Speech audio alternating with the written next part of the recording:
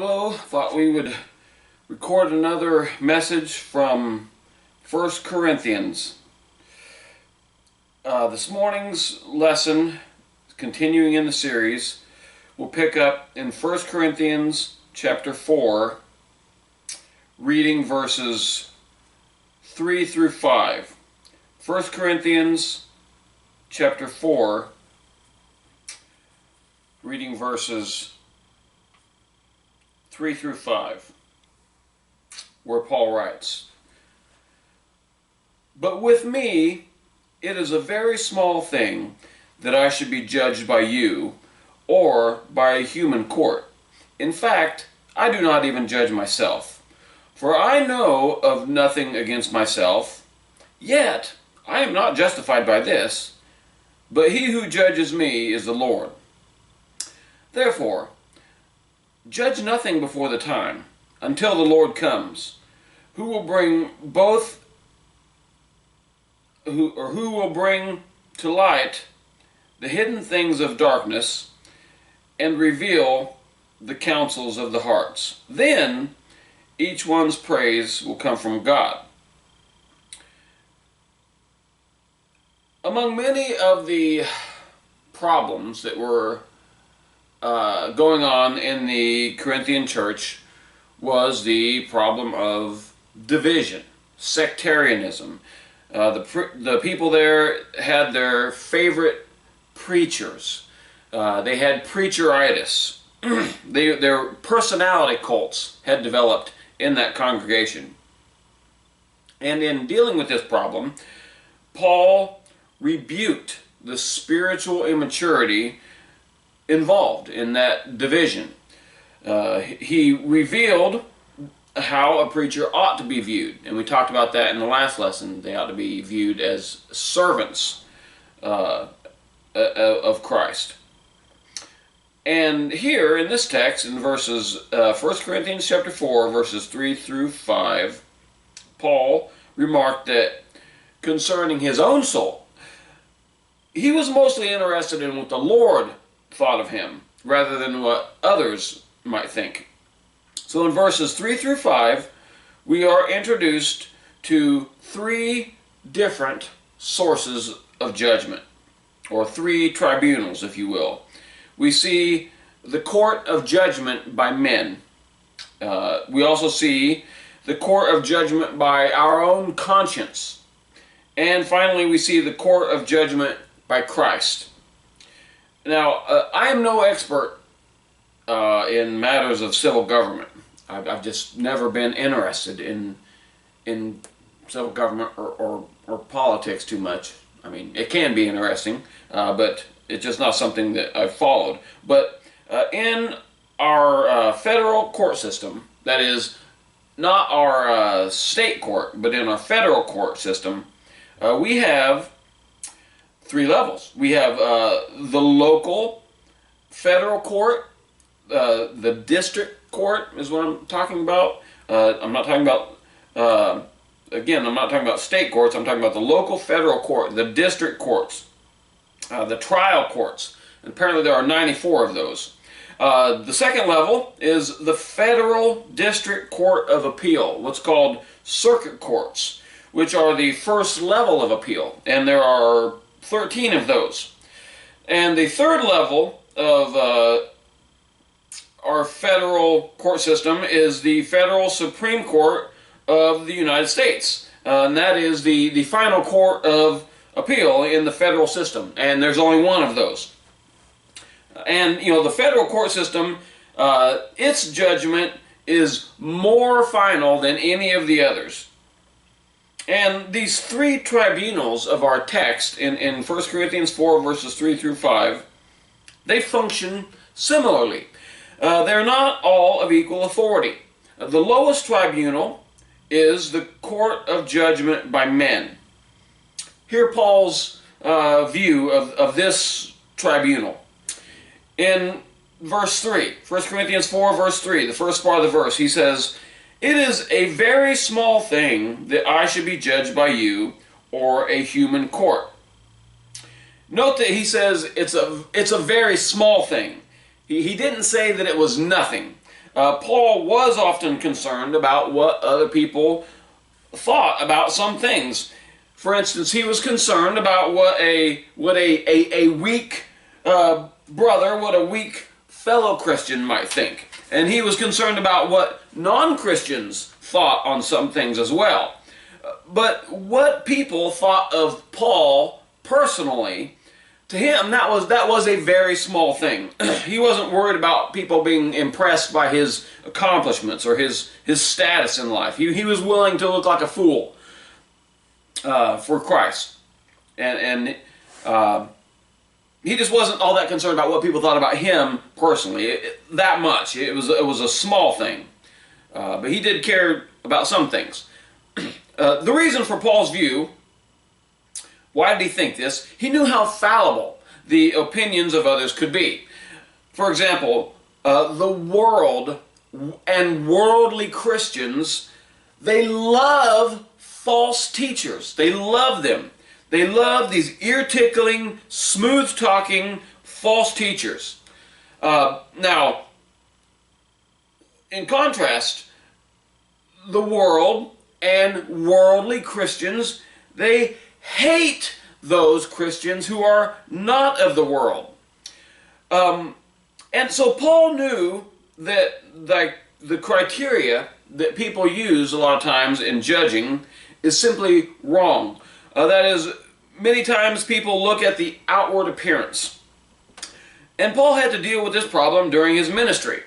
But he knew what Jesus himself had said. Jesus said in John 7:24, he said, "Do not judge according to appearance, but judge with righteous judgment." So there are times, that we should be considerate. We should consider what other people think. But, the final estimation needs to go to a higher court. Our final estimation on things, we need to look to a higher court rather than the lower courts. Some people also say, I talked about the second court of appeal, if you will, being the court of our own conscience.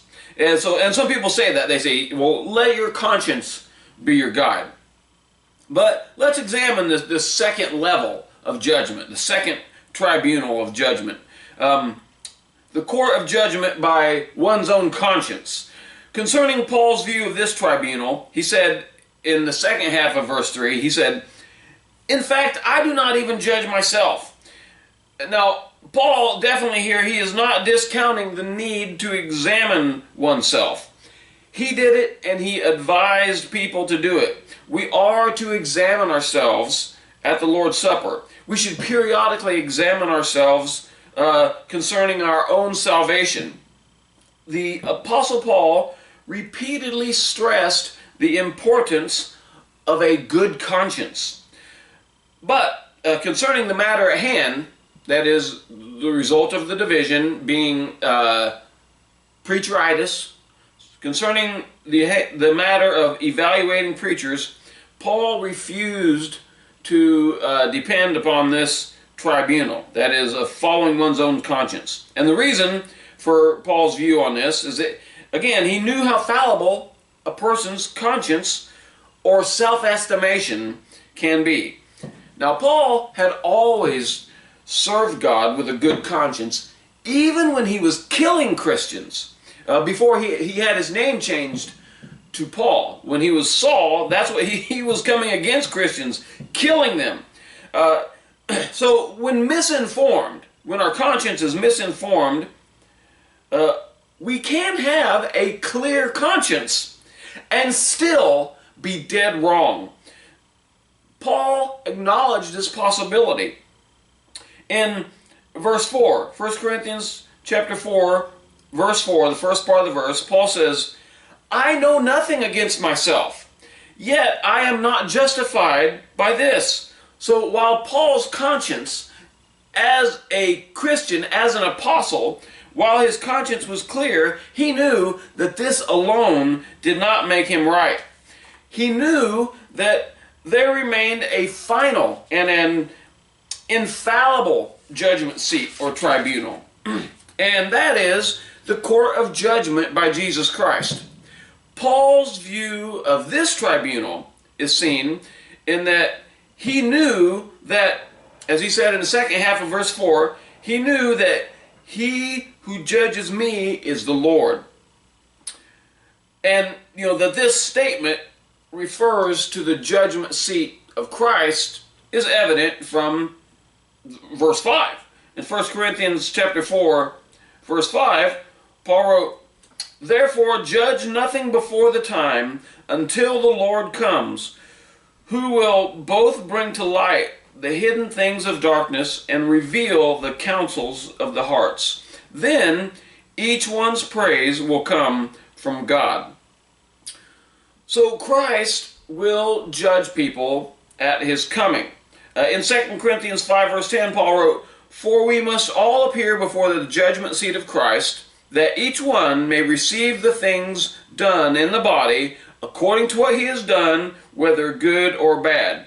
So Paul viewed the Lord's judgment as superior, because Jesus will, as Paul wrote in 1 Corinthians chapter 4 verse 5, Jesus will bring to light the hidden things of darkness.